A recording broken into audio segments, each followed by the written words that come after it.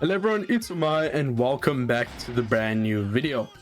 Today we're going to go through the GABAN as well as Luffy and Zoro trial quest.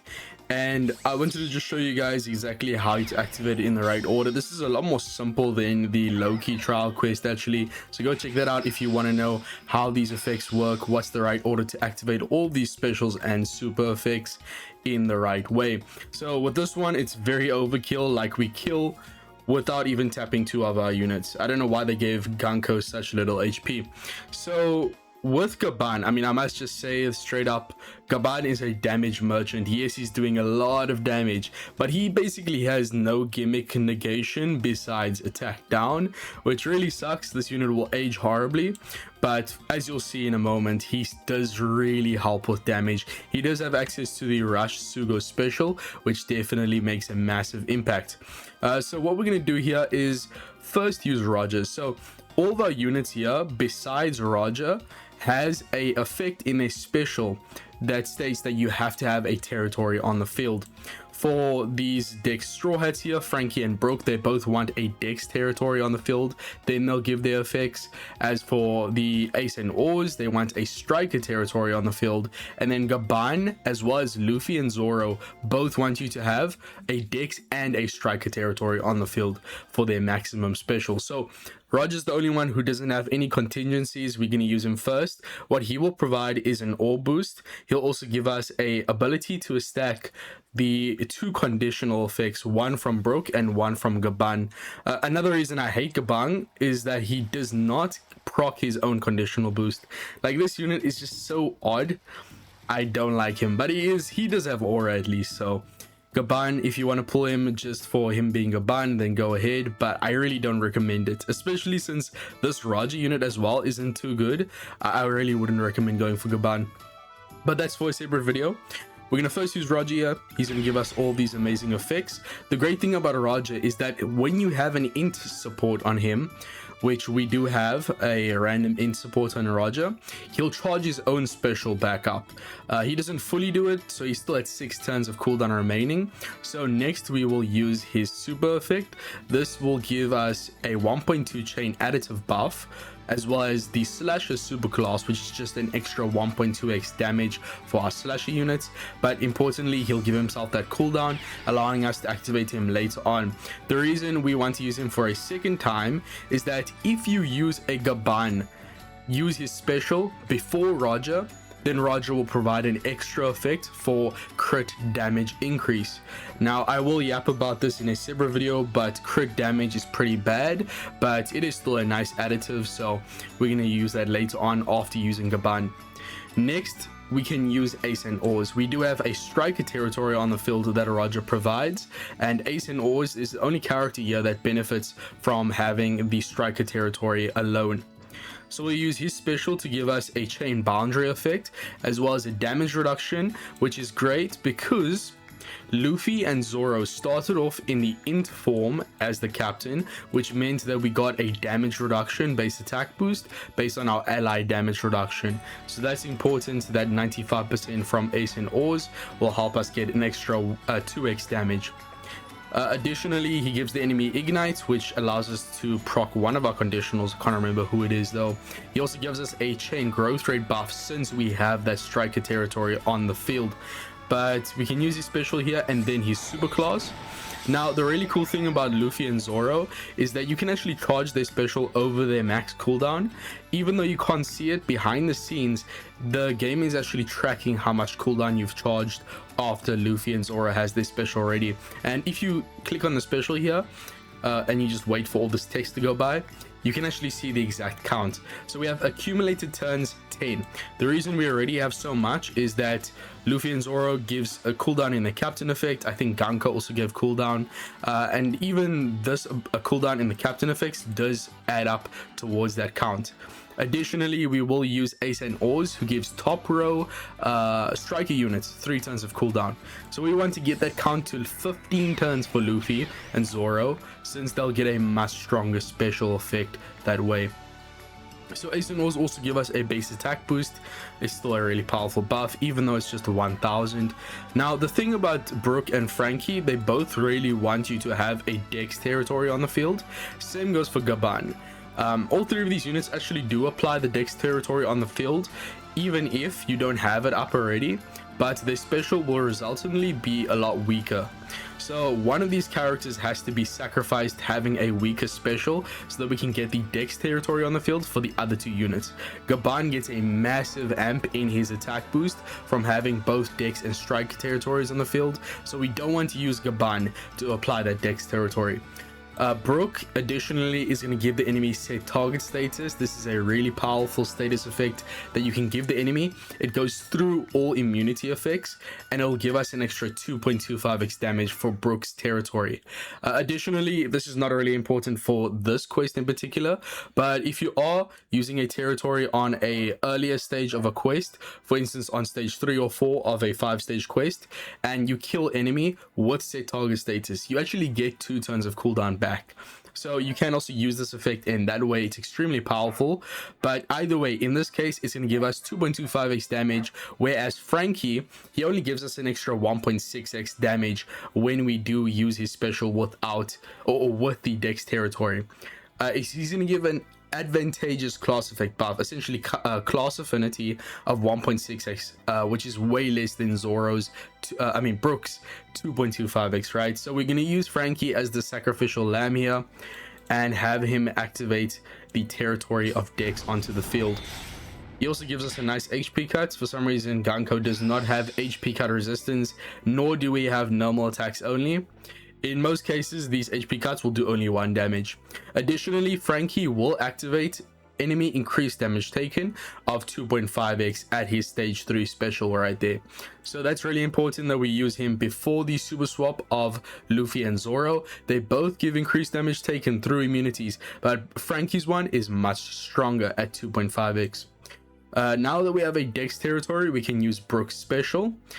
Brook will give the captain 10 turns of cooldown, but in this case it really doesn't matter. Even though he could activate GABAN's special twice in the quest, he doesn't provide any additional effects for a second activation. So we can ignore that effect, but Brook is giving us that first conditional for increased damage taken and weakened status, which is already procced here.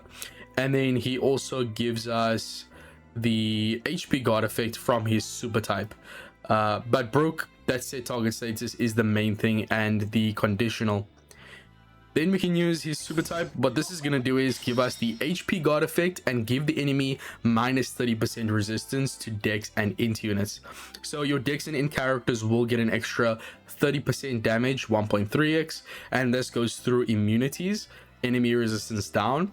Additionally, the HP guard effect in Treasure Cruise allows you to nerf all forms of special damage. So if the enemy attacks you, that's regular damage. HP guard will not protect you from that. This damage reduction effect will protect you. But for things like instant burns, regular burns, bleed, pain, all these HP reducing status effects will be reduced by HP guard by 80% with Brook's one. But most importantly for this team here, it will allow us to reduce the amount of HP lost from each increment of the Rush Sugo special on GABAN. So we can use GABAN special at this point.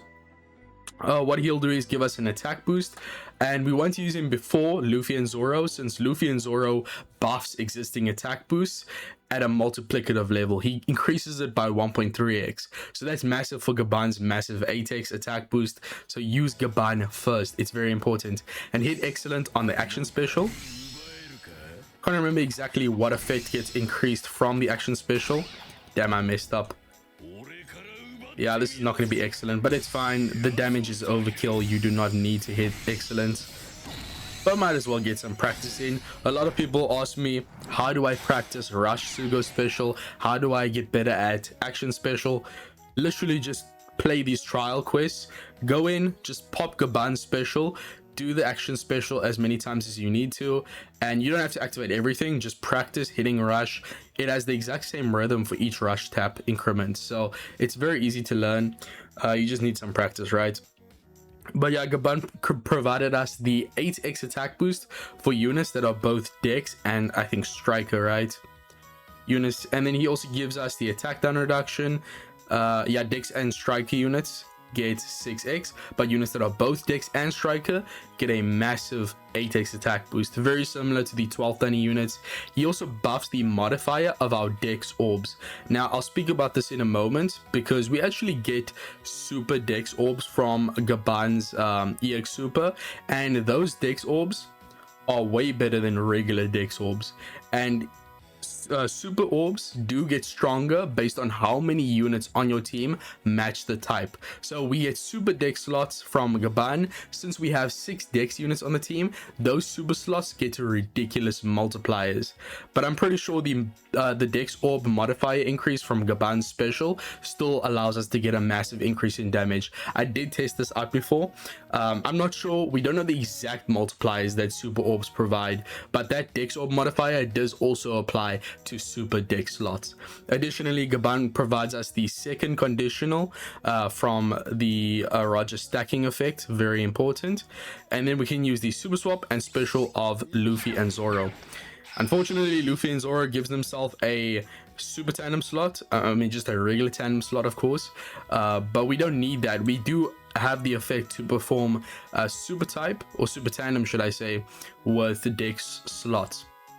Now, very important here, before using Luffy and Zoro, use Frankie's super type. This gives us an overrideable color affinity, which is super important, because otherwise Luffy and Zoro will not give us all the effects.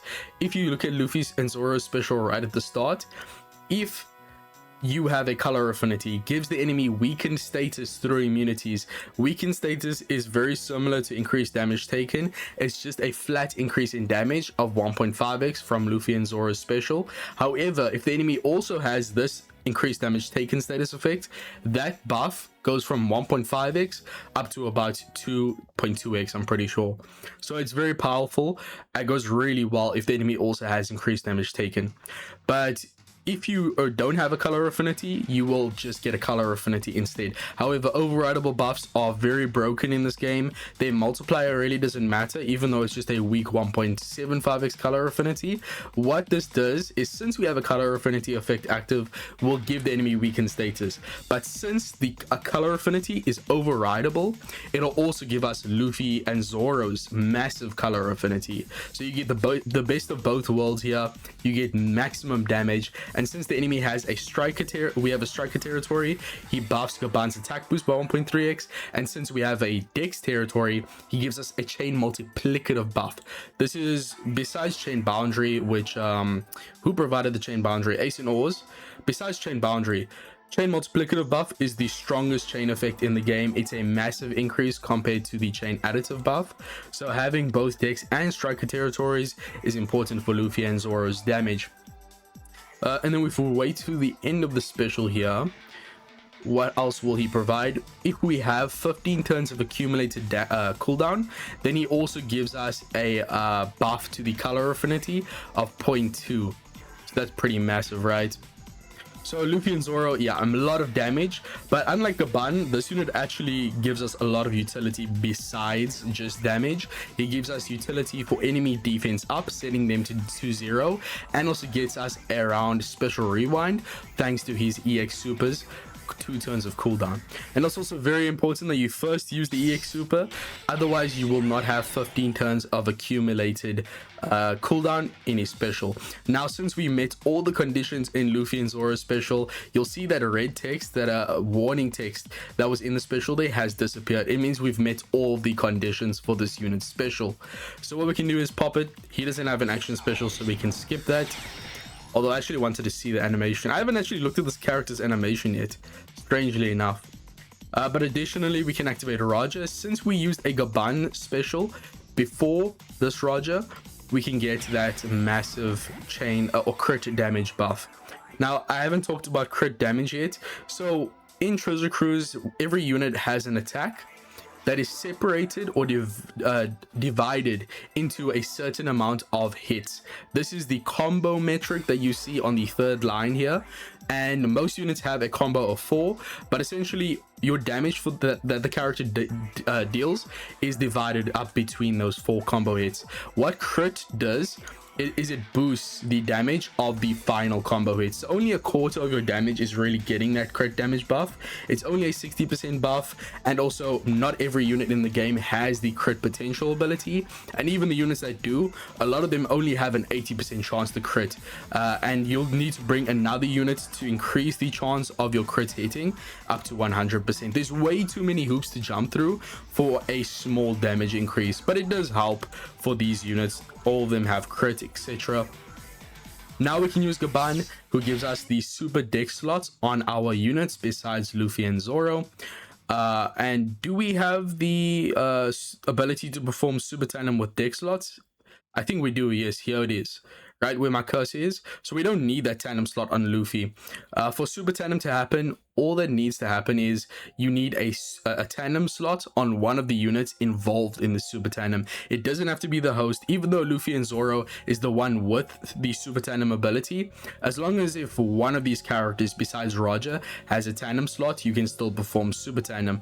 But what this ability here provides is that we can perform the super tandem without a tandem slot. We can use it, we can activate it with a regular dex orb or even a super dex slot, which is the same property, right? Now, GABAN does have the Rush Sugo special. What this does is it'll give us a massive chain increase and also just a flat rush attack boost, and that effect gets stronger with each rush increment that we perform. So it's essentially just normal tapping, and it's very smart to first use the Rush Sugo special and then your other characters, because all of your units will get that massive damage jump. You can activate Rush Sugo special as the final tap, but it's really not gonna justify your damage increase. Yes, the Rush Sugo special does have a stronger effect if you activate GABAN's Rush on the 6th tap, but it's not worth it. You'll get much more damage from using him first.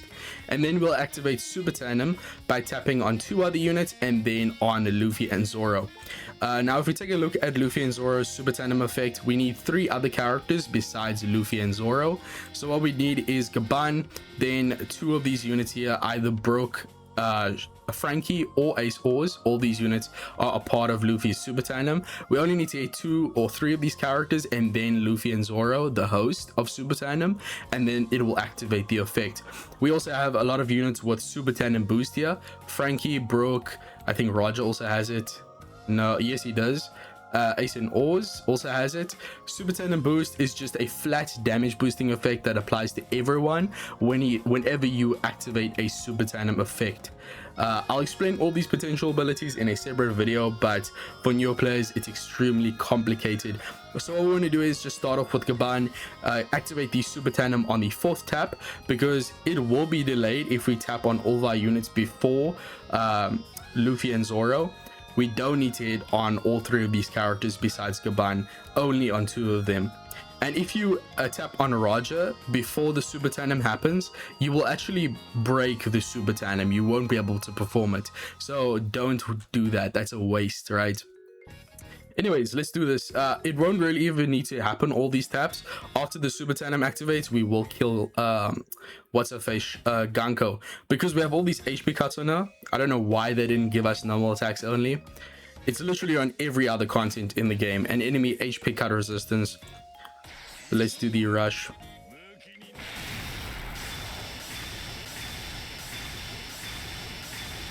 Unfortunately, crit cannot happen on all increments of rush, and also, as I said before, it's very important that you have the HP guard, otherwise you can't perform all increments of rush. Super Tandem animation here, and you'll see all these characters that have Super Tandem boost maxed. That adds up immensely. Like with this kind of a team, you get like an extra 3 to 4x damage from Super Tandem boost alone. Unfortunately, it's hard to get all these units maxed out. We don't have enough Super Tandem boost tablets for that. So for most players, it doesn't make that much of a difference, maybe 1.4x extra damage.